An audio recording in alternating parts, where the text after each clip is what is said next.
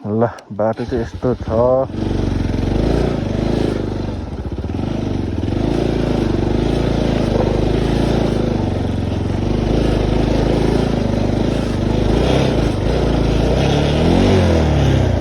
Hot पर्दैन।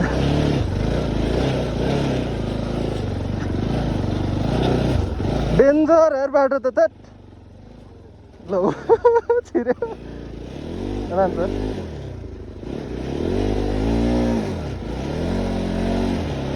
गयो गयो।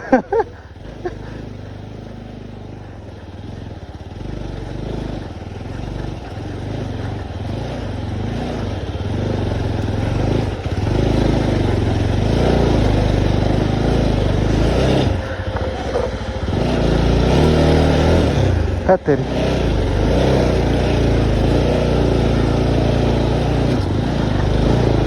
डेन्जर बाटो यार।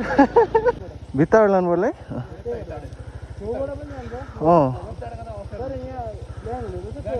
यहाँबाट चाहिँ अलिक फस्न सक्छ, यताबाट जानु पर्ला जस्तो।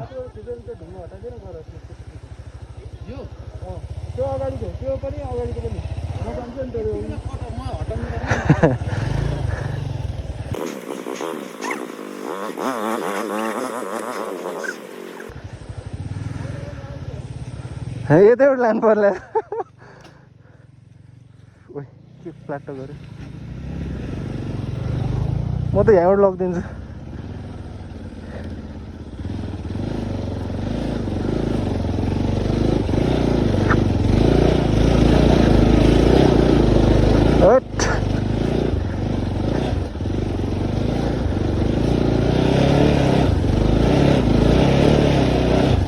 टायर चाहिँ डेन्जर चिप्ल्यो कि मेरो।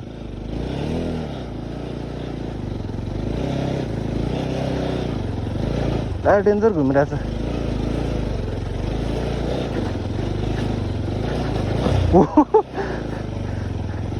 टायर चाहिँ डेन्जर चिप्लिँदो रहेछ यार।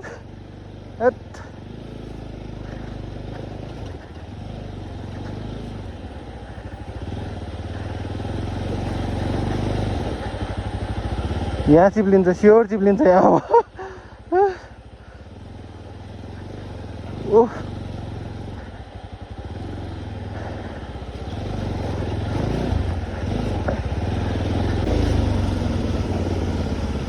हामी 100% अर्कै बाटो आयो। सर्टकट बाटो आयो। वाउ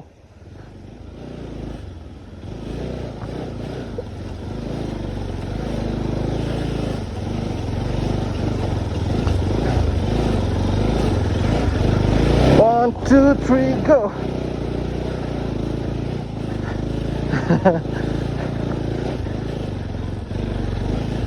टायर पाल्नु पर्यो अरे डेन्जर।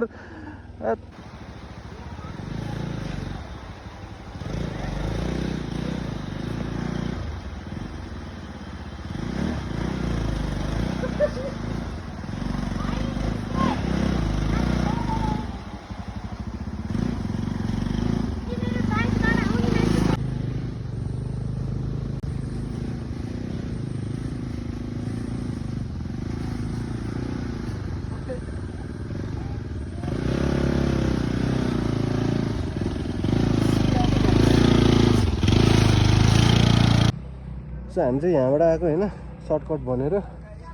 खासमा हामी यताबाट चाहिँ 2 घन्टा जति लाग्छ। यता ठ्याक्कै यो चोक यहाँबाट चाहिँ बाटो एकदमै अफरोड छ, लास्टै अफरोड छ यहाँबाट। है भिडियोमा नि मैले हालेको छु, यस्तो डेन्जर छ बाटो, गाह्रो छ एकदमै चलाउन। सो मूल खर्क हुँदै सुन्दरीजल भनेको छ। यहाँबाट चाहिँ 1 घन्टामै आनन्दले पुग्यो। आनन्दले त के भन्नु, जे होस्।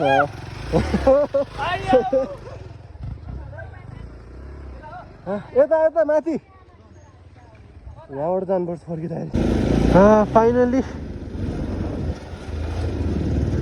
फाइनली हामी चाहिँ पिच रोड भेटिसक्यौँ हामीले होइन। हामी 3:30 मा निस्केको त्यहाँ ढाप ड्यामबाट। लगभग 4:51 भइसक्यो। त्यो टाइमसम्म अफरोड, यस्तो डेन्जर अफरोड फेरि के भन्नु। पिच रोड भनौँ न, पिच रोड भेटिसकेपछि चाहिँ जुन त्यो खुसी हुन्छ नि, त्यो खुसीलाई कुनै चिजले मिट गर्न सक्दैन क्या। के भयो।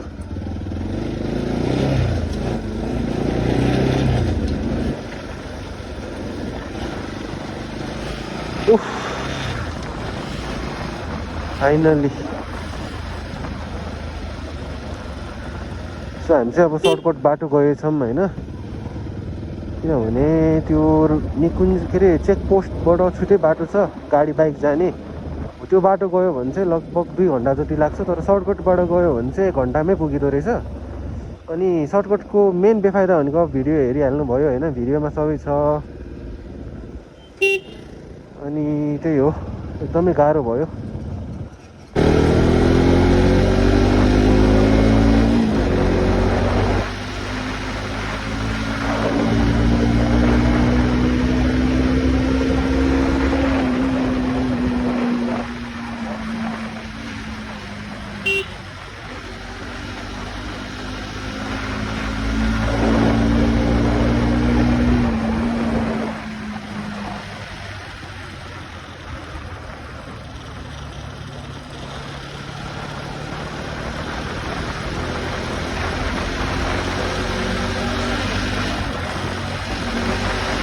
हल्का कुदाइदिए गाइस